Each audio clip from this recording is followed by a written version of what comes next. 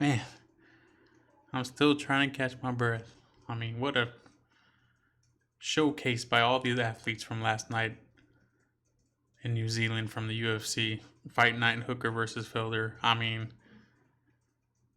spectacular card. Definitely pay-per-view worthy in my mind, but nonetheless, exciting fights from every competitor there. I mean, there were numerous knockouts throughout the whole fight card, the whole night. Every fighter showed up. New Zealand boys showed their heart and showed their toughness, and just really put on a good show for the fans of all the fighters. Congratulations to all of them. Congratulations to all the winners. Big wins, big losses for some, and it was just real fun to watch, like always, and probably one of the better cards that's happened this year. Right off the bat, I want to just go over the Felder fight. I mean, these guys just went absolute war, and Felder was just, man, he was just getting better as the fight went on. His striking, his technique, his Muay Thai was real good. I felt like as the fight went on, he got a lot better. He found his range a lot more, and he was able to really get on the inside. He had a lot of those calf kicks, man, from Dan Hooker. A lot of those calf kicks, and Dan Hooker was doing this real good technique. He was throwing that calf kick and then jabbing right away, and it was just really snapping and taking his toll on Felder's face, as you could see as the fight went on. Uh, but Felder just kept getting better in those later rounds. I didn't feel like he was going to win the fight. I did feel like it could have gone another way, but I had a feeling it was going to go for Hooker. Just, I think he did a little bit more offensively, a little bit more defensively, and of course the takedowns he scored. But both guys looked really great. Both their techniques were pretty good.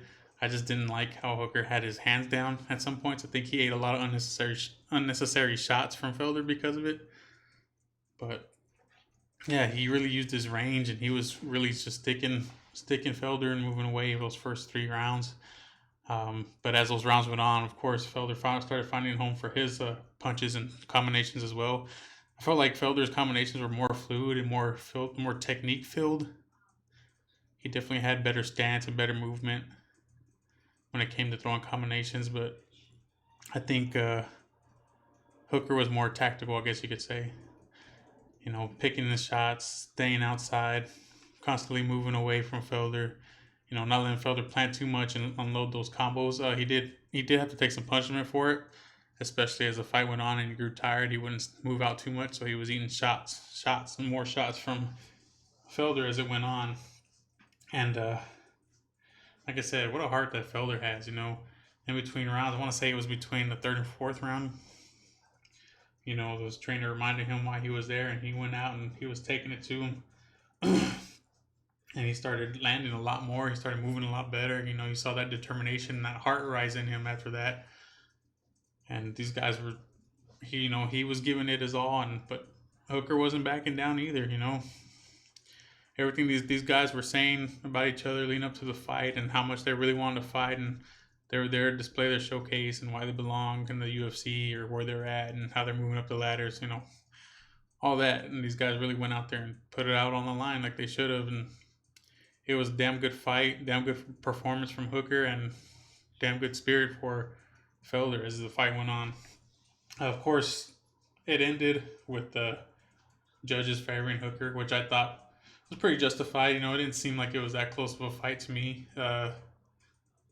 Like I said, Felder did have his shining moments, and he was hitting hard. His Muay Thai looked really good, but I think he ate more shots. He took a lot more damage, and he never had Hooker in fight-ending trouble. He had him rocked a few times, especially with those spinning kicks, those spinning moves, spinning back fists, spinning elbows. You know, Hooker was just eating every one of those. It seemed like that he threw, and those were landing. Those are hard shots. Those hard shots, man. They just, you can tell they hurt when they stop you right in your tracks. That's when you know you're hurting. But Hooker's tough, man. He came and he stuck by his guns. He didn't back down. He didn't stay backed up. He kept attacking, kept pushing the pace. He would strike, move outside. As the fight went on, I did feel the fight went on. Of course, I think Felder would have won if there was like maybe a sixth round, but unfortunately, there's not, and you got to do what you got to do in 5 rounds or sooner. Great fight, both of these guys. I definitely recommend going back and watching it again if you have the subscription service. And very good fight. Hooker went on to call out Justin Gaethje for his next fight, which I think would be an excellent fight, and probably another war between those two contenders, and a real breakout for Hooker if he can pull off the win. Really start making a case for a title shot, and I don't see why not, and I don't see why he couldn't do it. It'd be an excellent match for both guys. I think he has a lot of talents that will give someone like Justin Gaethje a lot of trouble. Especially that forward pace that Gaethje pushes. He can eat a lot of counter shots from Hooker. As for Felder, it was a tough loss, and he went on talking about how he wasn't sure about his fighting future because he was away from his daughter, and I imagine it's got to be tough. You're thousands of miles away from home. I'm not sure if he sees his family during camp or not. I didn't really seem like he does training out there with Rufus Sport, but it's tough. His daughter's 4, and he's missing a lot of her life to come out here and compete and put himself on the line. And I can see where his hesitation to continue fighting comes from. But whatever decision, more power to him. I mean, he's an excellent fighter, and he's a hell of an analyst. When they have him on analyzing fights, he was really good at that, and that could be a great alternative for him, I believe. Well, credit to both these guys, man. 2 true warriors who went out there and really showcased what mixed martial arts is about, and what having the heart of a fighter really is, and the sportsmanship that they have, and mutual respect for each other's abilities. Spot on. Couldn't be more professional. Undercard action at Jimmy Crute with the victory in the light heavyweight division. He seemed pretty good. He was real relentless in his takedowns. He just stayed on top of Michael. I can't remember his last name. Oleksiejczuk, I believe. Oleksiejczuk. One of those weird names that I'm butchering. He looked really good. He came in there, kept relentless with the wrestling, stayed on top of him, dragged him down. Oleksiejczuk would stand up, and he was just pulling him back down, and eventually wore him down in the first round enough to get the Kimura finish. So, damn good submission win. I'm not sure if that was the only submission win. Probably not. But damn, he set it up pretty nicely. So I wouldn't be surprised if he got the bonus money for that one. Heavyweight action. Wow, we had a real good heavyweight fight. A real good slugfest for as long as it lasted. Really, kind of one-sided though. You had Ben Solsoli, I believe his name. Yeah, Ben Solsoli coming in, fighting Marcos de Lima, who's been out with injuries, making his return, and he really didn't disappoint. He was just hitting Solsoli with brutal shots from the start of the bell, and you just see Solsoli was never really in it. He tried, and you can see he was just eating shots, and he was pressing forward trying to get some of those back, and he just couldn't, and he wanted to just taking more damage. His chin didn't hold up, as long. It was good while it lasted, but Marcos de Lima just wasn't going to be denied that night, especially with them hard shots, and bodied him down, bodied him pretty hard. I think he hit him with a few shots as Solsoli was trying to charge in, and he just dropped him, and referee stepped in.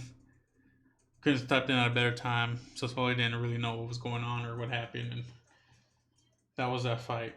Congratulations to Marcos de Lima making a successful return, and we'll see what's next for him. I don't know if it'll be top 10 heavyweight. He is just barely in. But maybe they'll give him Greg Hardy or something. I don't know. But whatever it is, he's got heavy hands, hard strikes, and I wouldn't mind watching more of it.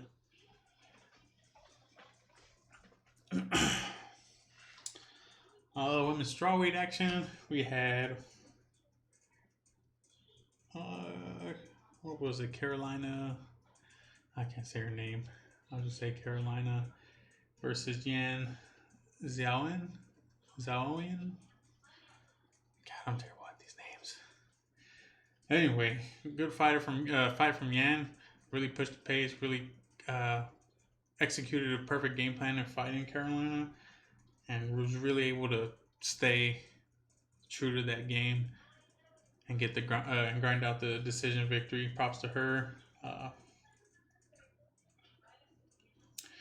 believe the main card opened up with another hometown hero, Brad Rydell versus Nagomed Mustafayev. Mustafayev, yes, Russian fellow, I believe. Another good fight. I mean, Brad Rydell was just—he's another one of those guys that had great technique. I think his background is kickboxing, and it really showed. You know, he threw some beautiful combinations, had really fast hands, really solid kicks. He was though weaker in the takedown game. He did get taken down a lot. He was up to his feet pretty quick, but you know he was never really able to control the grappling aspect of the match. But his strikes were doing damage, and he was really putting it to Mustafayev. Body shots and just really mixing it up good with this kickboxing. Those outside leg kicks, inside leg kicks. They were just coming at him, and he was really just controlling that part of the fight. The stand-up advantage was definitely going to him.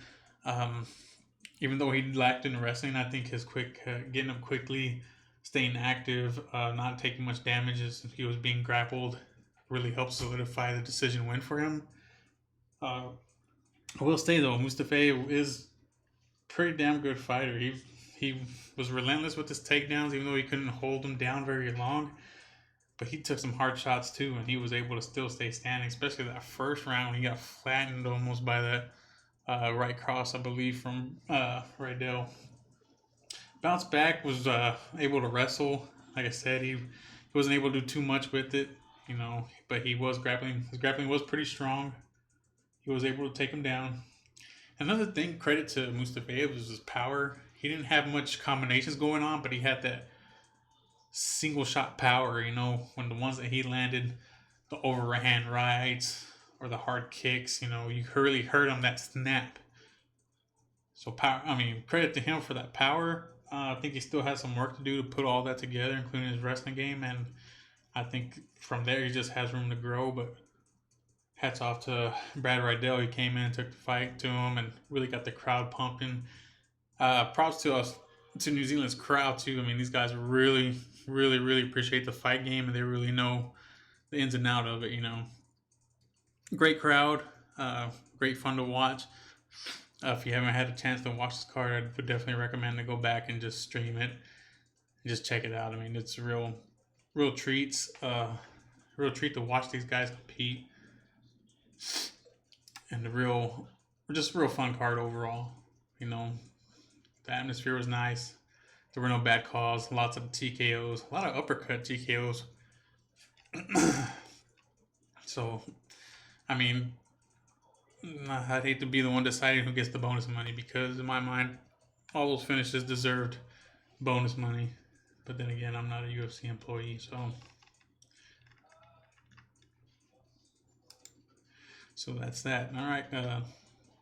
See you guys in the next video.